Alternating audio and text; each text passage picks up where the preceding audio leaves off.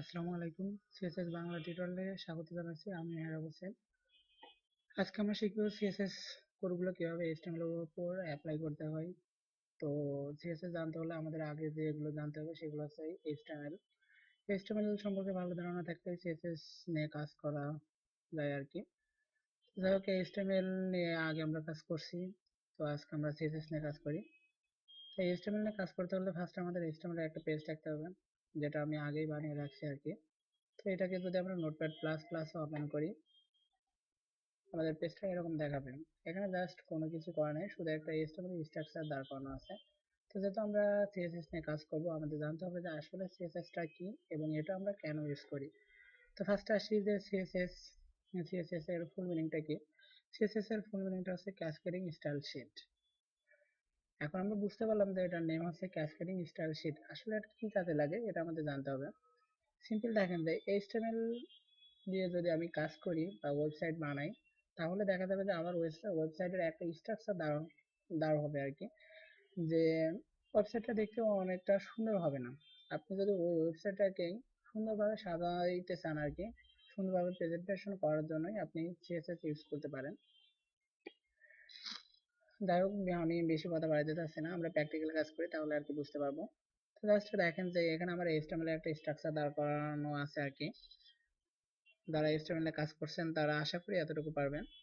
এখানে জাস্ট এই স্ট্রাকচার আছে। আমি মাঝখানে একটা টেক্সট লিখি এবং মাঝখানে একটা ট্যাগ নেই, প্যারাগ্রাফ ট্যাগ। আমি একটা টেক্সট লিখে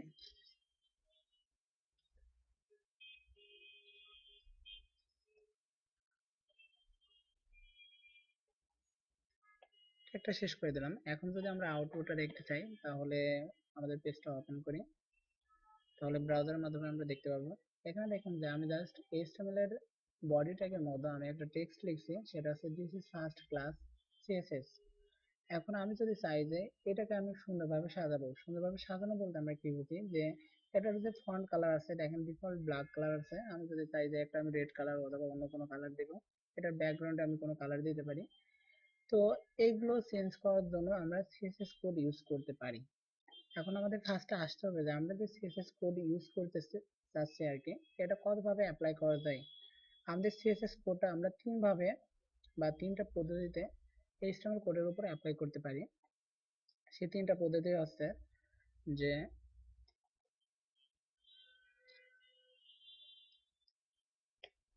ইন্টারনাল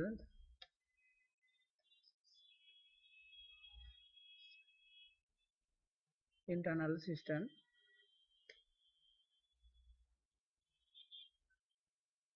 এক্সটার্নাল সিস্টেম, আর একটা হচ্ছে ইনলাইন সিস্টেম।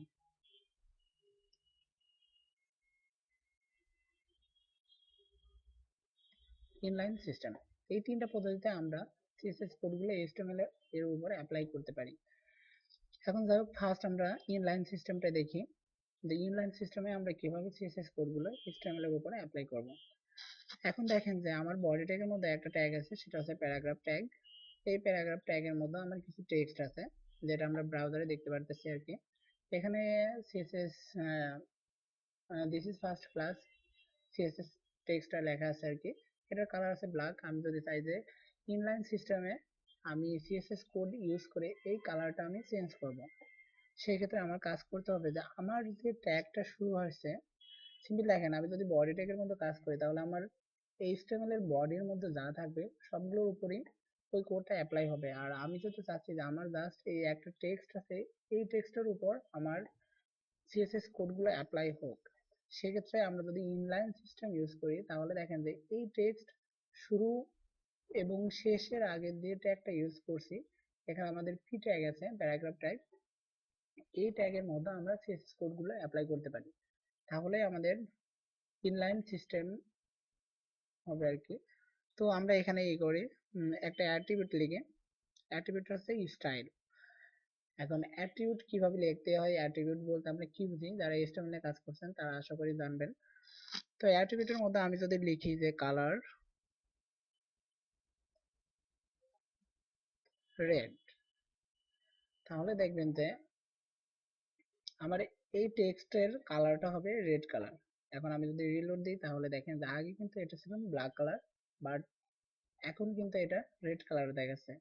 এখন যদি আমরা কোডগুলো দেখি যে ইনলাইন সিস্টেমটা হচ্ছে এরকম যে আমার যে লাইনটাকে আমি সুন্দরভাবে সাজানোর জন্য যে সিএসএস কোডগুলো লিখবো, সেই কোডগুলো আমার সেই একই লাইনের মধ্যেই লিখবো। এটা হচ্ছে আমার ইনলাইন সিস্টেম। এখন ইনলাইন সিস্টেমে দেখেন যে আমার এখানে একটা প্যারাগ্রাফ ট্যাগ নিছি, এবং প্যারাগ্রাফ ট্যাগের মধ্যে আমার একটা টেক্সট আছে। আমি চাচ্ছি কি যে এই টেক্সটের কালারটা আমি চেঞ্জ করব, যার কারণে আমার যে পি ট্যাগ শুরু আছে শেষ আছে এই ট্যাগের মধ্যেই আমি একটা অ্যাট্রিবিউট লিখছি, অ্যাট্রিবিউটটা হচ্ছে স্টাইল, এবং এই অ্যাট্রিবিউটের মধ্যে আমি সিএসএস কোড লিখছি, সিএসএস কোডটা হচ্ছে যে কালার রেড, যে আমার যে টেক্সট আছে এই টেক্সটের কালারটা হবে রেড। এখন আপনি যদি মনে করেন যে আমি রেড কালার না দিয়ে অন্য কোনো কালার দেব, গ্রিন কালার দেব, তাহলে দেখেন যে এটা যদি আমি এখন রিলোড দিই, দেওয়ার পরে আমার টেক্সটের কালারটা হচ্ছে গ্রিন। এখন এভাবে আপনি সিএসএস অনেক কাজ করতে পারবেন আর কি। তো যাই হোক, আমি ফার্স্টে দেখাচ্ছিলাম যে কিভাবে ইনলাইন সিস্টেমে আপনি সিএসএস কোডগুলো অ্যাপ্লাই করবেন এইচটিএমএল এর মধ্যে। তো আশা করি এটা দেখে সবাই বুঝতে পারবেন, আর বাকিগুলো আপনারা প্র্যাকটিস করবেন, তাহলেই টোটাল জানতে পারবেন। তো এই পর্যন্ত ভালো থাকবেন সবাই, বাই।